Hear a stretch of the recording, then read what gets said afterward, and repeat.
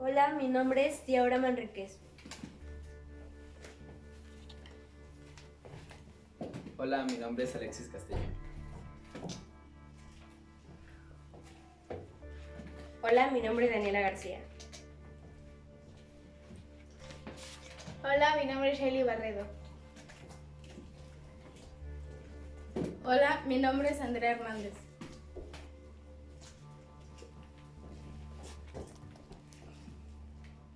Hola, mi nombre es Alejandro Nolasco y les presentaremos Lovecraft, Relatos de Terror, volumen 2. El cuento que les hablaremos el día de hoy es La maldición que cayó sobre Sarnath, de Howard Phillips Lovecraft, mejor conocido como H.P. Lovecraft. La maldición que cayó sobre Sarnath. En la tierra de Nunar existe un gran lago, que no se nutre de ninguna corriente y del que tampoco nace ningún río.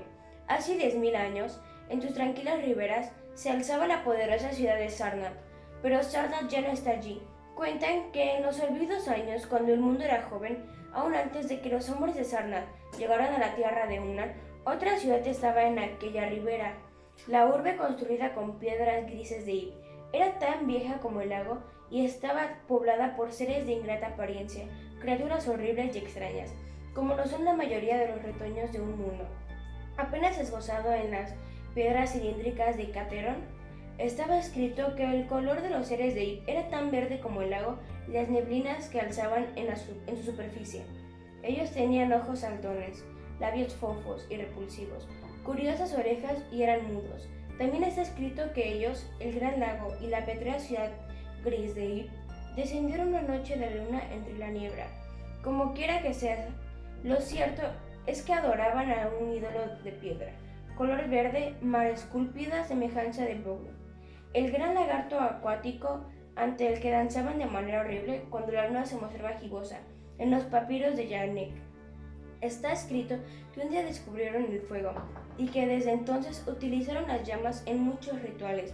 Sin embargo, no es mucho lo que se ha escrito sobre estos seres, pues existieron en tiempos muy remotos y el hombre es joven y sabe muy poco acerca de los seres más antiguos. Tras muchos eones, los hombres llegaron a la tierra de Una. Ellos formaban parte de los oscuros pueblos de pastores que ahorraban sus rebaños y construyeron Tra. Yarnek y Caterón están en las riberas del sinuoso río Ai, y algunas tribus muy audaces que las anteriores llegaron al borde del lago y emplazaron a Sarnath en el lugar donde los metales preciosos afloraban de la tierra. Las tribus errabundas colocaron las primeras piedras de Sarnath no muy lejos de la gris ciudad de Ib. Ellos estaban maravillados por los seres que ahí mostraban. Sin embargo, su asombroso se mezclaba con el odio. Su manera de pensar les impedía admitir que los seres de ese aspecto habitaran en un mundo de hombres nacidos del fango. Tampoco les gustaban las extrañas tallas de los grises monolitos de Ib. Su inmensa antigüedad les resulta terrible. Nadie sabría decir por qué razón aquellos seres y esculturas permanecían sobre la tierra tras la llegada del hombre. Quizá esto se debía a que la tierra de Una era tranquila y estaba alejada de la mayoría de los lugares de la vigilia y el sueño.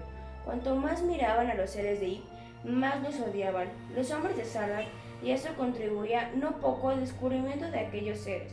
Eran débiles como la jalea a la herida de piedras, lanzas y flechas. Así que un día los guerreros jóvenes, los solderos y los lanceros y los arqueros avanzaron contra Ib y mataron a sus moradores. Después arrojaron sus extraños cuerpos al lago mediante las largas pertigas, pues no querían tocarlos, como tampoco les gustaban los grises monolitos de Ib. Los abatieron sobre el lago, aunque tuvieron que reconocer que el esfuerzo de sus constructores para acarrear aquellas piedras desde muy lejos, pues nada semejante se conocía en la tierra de Unar ni en los lugares cercanos. Nada quedó de la antiquísima ciudad, a excepción del ídolo de piedra, verde mar, cincelada semejanza de Bol. El lagarto acuático, los guerreros jóvenes se llevaron el ídolo de Sarnath como un símbolo de la conquista de los viejos dioses y la destrucción de los seres de Ib. La imagen era la señal de su dominio sobre Nunar. Sin embargo, la noche que siguió al momento en que el ídolo fue reemplazado en el templo, algo terrible debió ocurrir. Sobre el lago se vieron luces salvajes. y al despuntar la mañana el pueblo descubrió que el ídolo había desaparecido y que el sumo sacerdote Taran Ish yacía muerto, abatido por un miedo indecible. Pero antes de morir, Taran Ish garabateó, como trazos temblorosos, la señal de la maldición sobre el altar de Cristolito. Luego de la muerte de Taran Ish, Sarnath tuvo otros sumos sacerdotes, pero nunca encontraron el ídolo de piedra verde mar. Gran cantidad de siglos llegaron y se fueron y Sarnath prosperó desmesuradamente. Solo los sacerdotes y las viejas recordaban lo que era Taran Ish. Había garabateado sobre el altar de Crisolito, entre Sarnath y la ciudad de Yarnek. Se estableció un camino de caravanas y los preciosos metales se intercambiaban por otros metales, y ropas raras y joyas, y libros e instrumentales para los artífices. A ellos se sumaban todos los bienes lujosos, conocidos por el pueblo que habitaban a lo largo del sinuoso Ai. Así creció Sarnath, poderosa y sabia, por eso se envían sus ejércitos para subyugar a las ciudades vecinas. En su momento los reyes de toda la tierra de Unar, así como las tierras adyacentes, se sentaron en el trono de Sarnath, maravilla del mundo y orgullo de la humanidad. Era Sarnath la magnífica, de pulido mármol, extraído del desierto. Eran sus murallas, estas tenían una altura de 300 codos y una anchura de 75. 2 carros podían cruzarse en su parte alta, su longitud era de 500 estadios y solo le interrumpía en la orilla del lago, donde un gran dique de piedra verde contenía las olas, que se alzaban de extraña manera una vez al año, lo cual siempre ocurría en el aniversario de la destrucción de Id. Sarnath tenía 50 calles que iban a lo largo de las puertas de las caravanas y otras 50 las cruzaban de onix, estas pavimentadas a excepción de aquellas por donde pasaban los caballos y los camellos y los elefantes. Esas estaban adoquinadas con granito. Las puertas de Sarnath eran tantas como las calles que concluían en sus murallas.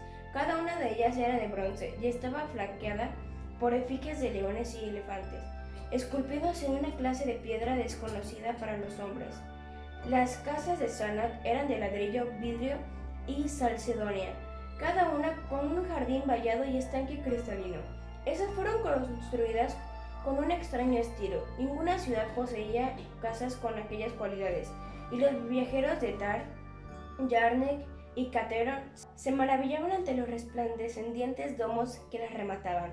Pero aún así, más sorprendentes eran los templos y los palacios, así como los jardines establecidos por el antiguo rey Sokar. Había infinidad de palacios y el modesto era más formidable que cualquiera de los Tra o Yarnek o Cateron. Eran tan altos que, hallándose en su interior, uno podía pensar que se encontraba al cielo abierto, aunque cuando se iluminaban con antorchas embebidas en aceite de dotur, sus muros mostraban inmensos frescos de reyes y ejércitos, los cuales tenían una magnificencia tal que elevaban el espíritu al tiempo que atemorizaban a quienes lo contemplaban. Muchas eran las columnas de los palacios, todas de mármol y bateado y talladas con motivos de belleza sin par. En la mayoría de los palacios, los suelos estaban cubiertos por mosaicos de berilio y sacerdonice y rubí y otros materiales selectos, tan bien distribuidos que el visitante podía imaginarse paseando sobre las más raras flores. También había fuentes que derramaban aguas perfumadas mediante surtidores diseñados con los habilidosa artesanía. Eclipsando a sus rivales, se alzaba el palacio de los reyes de Unar y las tierras adyacentes sobre los leones de oro. Agazapados, reposaba el trono, muchos peldaños por encima del suelo resplandeciente. Había sido tallado en una única pieza de marfil, aunque ningún hombre vivo sabía de dónde procedía algo tan inmenso. En el palacio también había innumerables galerías y muchos anfiteatros, donde leones y hombres y elefantes combatían para entretener a los reyes. En algunas ocasiones los anfiteatros se inundaban con aguas que eran canalizadas desde el lago a través de grandes aceductos. Entonces se libraban trépidamente combates navales o luchas de nadadores contra mortíferos seres acuáticos. Altos y asombrosos eran los 17 templos construidos a manera de torre. Ellos fueron edificados con una piedra de reflejos multicolores, desconocida en cualquier otra parte. 1 millar de codos medía el mayor de ellos, Ahí moraba el sumo sacerdote, en una magnificencia apenas superada por la del rey. Abajo están los salones tan amplios y espléndidos como los de los palacios, y ahí se agolpaban las muchedumbres que adoraban a Soc, Calar y Tamash y Lobón, los dioses mayores de Sarnath, cuyos relicarios envueltos en humo de incienso eran semejantes a tronos de monarcas. Las imágenes de So, Calar y Tamash y Lobón no eran como las otras estatuas de dioses, eran tan vívidas que uno podría jurar que los propios agraciados dioses barbudos ocupan sus tronos de marfil, a través de que intercambian interminables escaleras brillantes de circonio. Se llegaba al aposento de la cima, donde el sumo sacerdote avisoraba a la ciudad, las llanuras y el lago. Y al llegar la noche, él miraba la críptica luna y las estrellas más brillantes y los planetas, así como sus reflejos en las aguas. Ahí se llevaban a cabo los más antiguos y secretos ritos en execración de Bokru, el lagarto acuático, y ahí también se conservaba el altar de Crisolito, que aún mostraba el signo de maldición garabateado por Taran y los jardines edificados por el antiguo rey Sokka también eran maravillosos.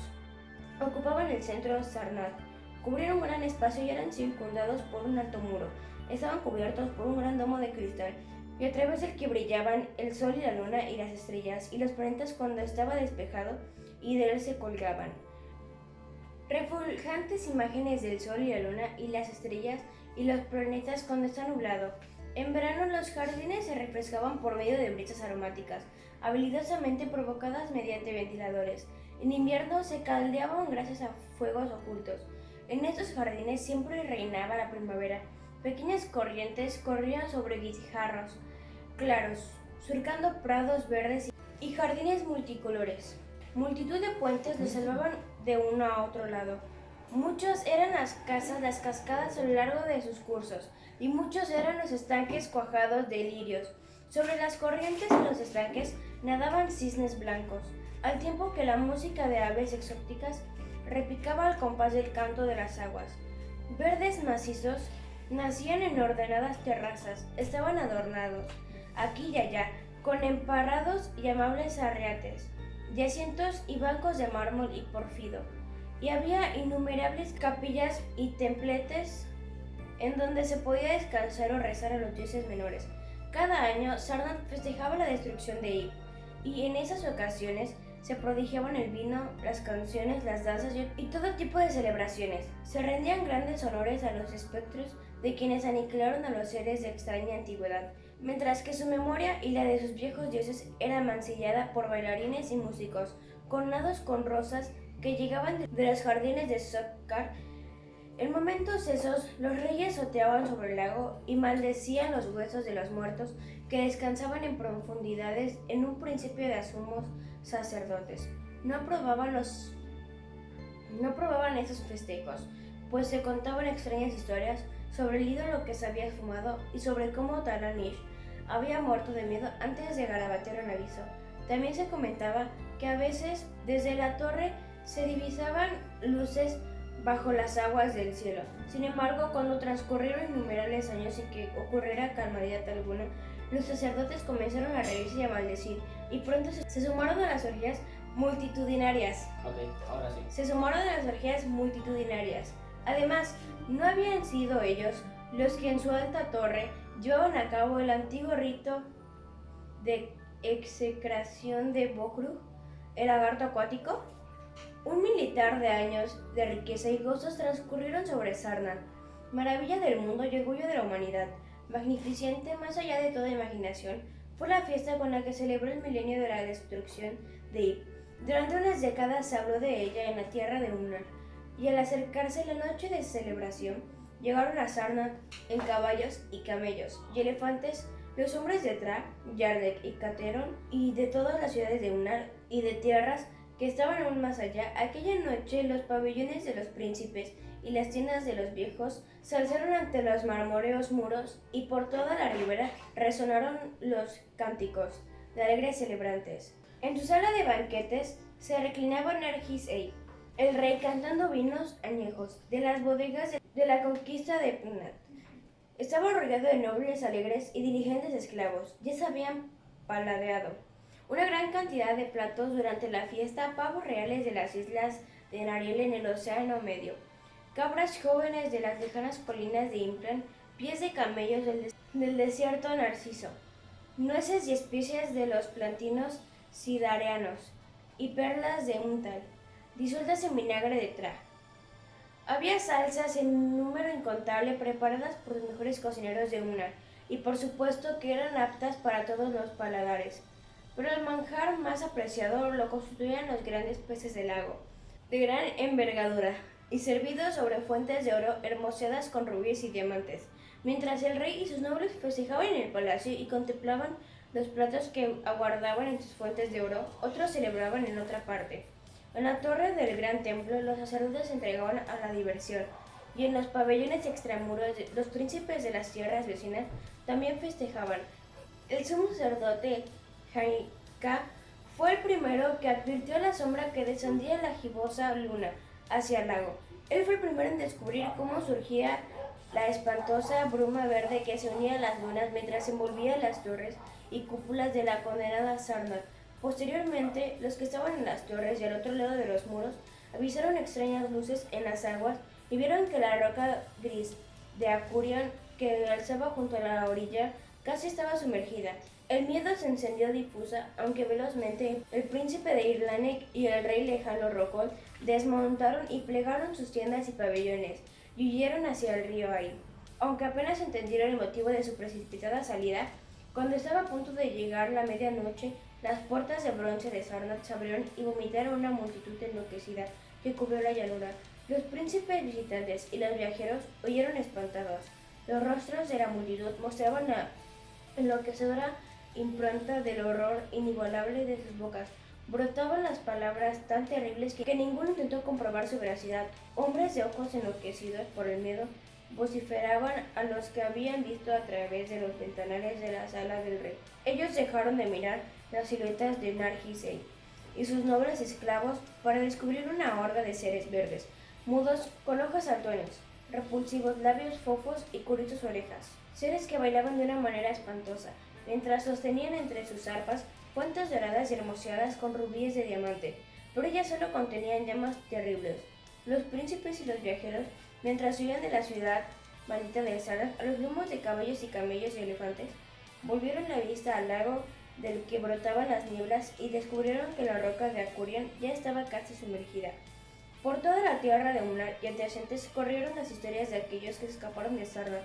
Las caravanas ya no concurrieron de la ciudad maldita, ni a sus metales preciosos. Tuvo que transcurrir mucho tiempo antes de que algún viajero fuera a esos lugares, y solo entonces los jóvenes valientes y aventureros de la lejana Falona osaron hacer el viaje. Jóvenes aventureros de pelo rubio y ojos azules, sin parentesco con los hombres de Unnar.